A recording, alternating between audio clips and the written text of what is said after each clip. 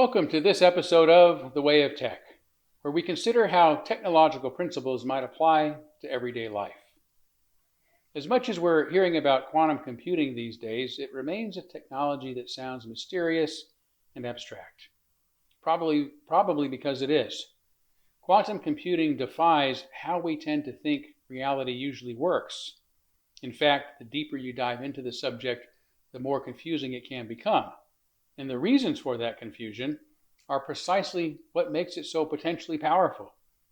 What appears to us as chaos, uncertainty, and contradiction is the very engine behind what physicist Michio Kaku says will one day make today's mightiest computer look like an abacus.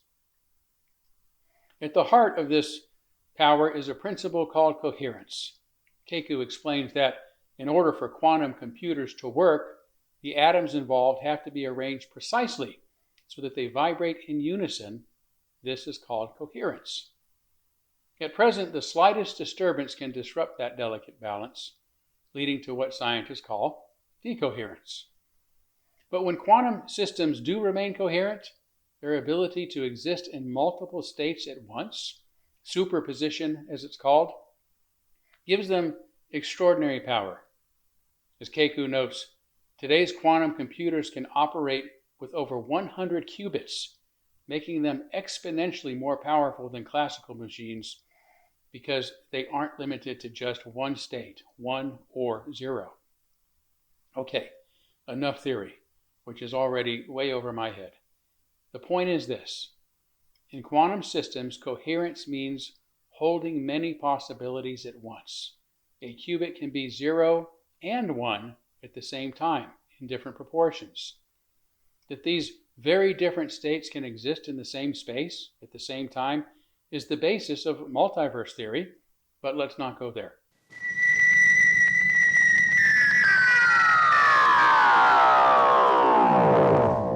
Instead, let's consider what it would be like if each of us, at the most fundamental level, could live in such a state, where we remain stable amidst ambiguity and always open to multiple possibilities. If this first principle is true at the most fundamental level of reality, what might our lives be like as individuals and as a species if it were also true for us? If such flexibility and openness to new ways of being is what makes quantum computers so powerful, how much more powerful might we become by approaching life in the same way?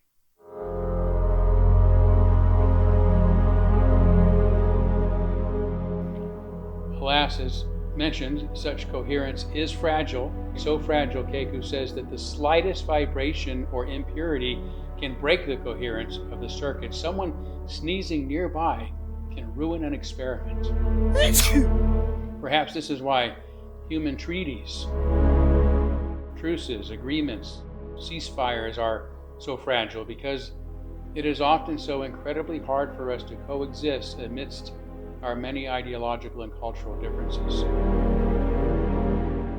At a quantum level, when too much noise enters the system, heat, interference, disturbance, the quantum state collapses. It loses flexibility. It becomes fixed. This is called, again, decoherence. And when it happens, the system loses much of its potential intelligence.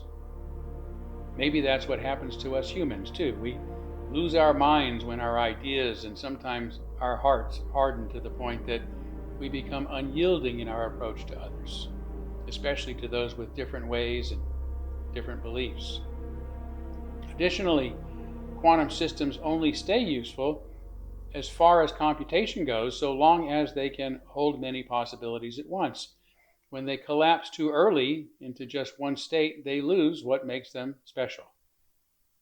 The same is so for human growth and development. As children, we begin as binary thinkers, black or white, good or bad, fair or unfair, 1 or 0 if you will. This isn't a flaw, but it should only be the beginning of how we think about the world, not its end.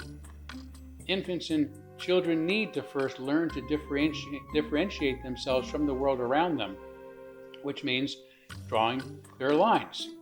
But as we mature, we ought to learn that the world is a lot more complicated, and then to deal with ambiguity, uncertainty, disagreement, and change. This is why a mature mind is reflective, humble, patient, accepting, and delights in the ability to explore and to wonder. But a fixed mind, one stuck at the binary stage of development, remains rigid, fearful, unfriendly, intolerant, and finds it difficult to embrace and enjoy life's mysteries. Change and complexity feel risky, leading them to retreat into familiar stories and fixed positions. We might say they decohere, losing the ability to entertain multiple possibilities at once. A tolerance for coherence, then, is not something we automatically develop. It is something that we must choose and cultivate. It requires effort, courage, and a willingness to keep growing. Practically speaking, this means learning to pause before reacting, listening longer than feels comfortable, and questioning our first impressions and our old assumptions. It means not turning every disagreement into a battle or treating every uncertainty like a crisis. It means allowing ourselves to say, "I'm not sure yet." In an age that rewards noise, certainty, and instant answers, staying coherent is increasingly difficult, which is why today especially it is such a necessary and valuable skill. It's interesting that when someone speaks of fragments, contradictions, or speaks in fragments, I should say, contradictions, or half-formed ideas, we often call them incoherent. We assume they aren't thinking clearly, and yet in quantum computing, this very state, holding many possibilities at once, is exactly what gives the system its power. What seems like babbling from the outside may in fact be intelligence at work. Perhaps part of our task in an increasingly complicated world is learning to recognize the difference between meaningless noise and meaningful uncertainty, and having the patience to let the latter grow into wisdom, because not every unanswered question is a problem. Not every disagreement is a threat. Not every tension needs to be resolved immediately. Some things need time to unfold. Quantum scientists are spending billions of dollars trying to protect fragile systems from noise, building elaborate environments just to preserve coherence for a few precious moments. That alone should tell us something. Intelligence, whether artificial or human, does not thrive in chaos. It thrives in care, patience, and tolerance for how complex some things must be. If coherence is what makes quantum machines work, then perhaps it is also what makes human communities work well. Perhaps our greatest challenge is not learning faster, thinking louder, or reacting quicker, but learning how to stay open longer, learning how to listen deeper, and learning how to live without rushing to easy answers. In a world that is constantly trying to collapse us into camps, slogans, and uncertainties, choosing coherence becomes a courageous alternative. It is the courage to remain curious, to remain humane, to remain unfinished, which, like quantum computing, may turn out to be our most powerful and transformative technology of all.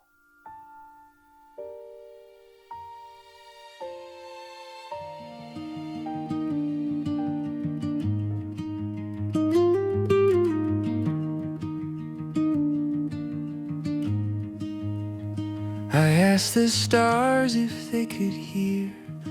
They hummed back softly, crystal clear. In the circuits and the wires, I feel a touch. It's strange, it's kind, it means so much. Quantum whispers, they know my name. Through the cold, they burn like flame.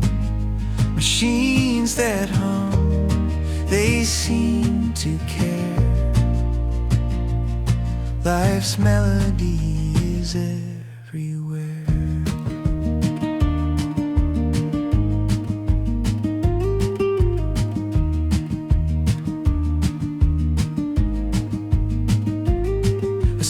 photon knows its place, dancing through an endless space. The data sings, the numbers hum, its loving code where it's all from.